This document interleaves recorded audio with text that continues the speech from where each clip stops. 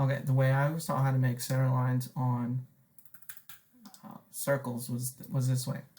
So let's say I have a circle.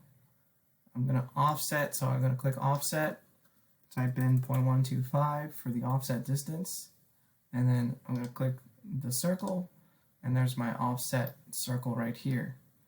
So then I will click on line between the offset circle.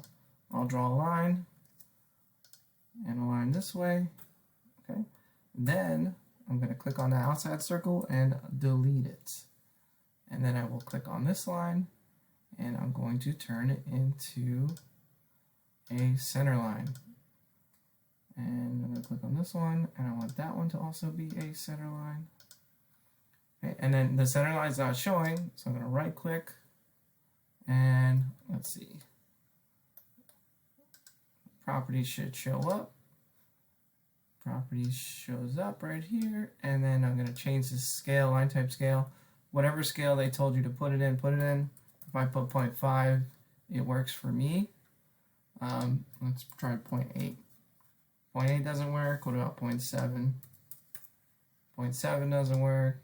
0.6. 0.6 works.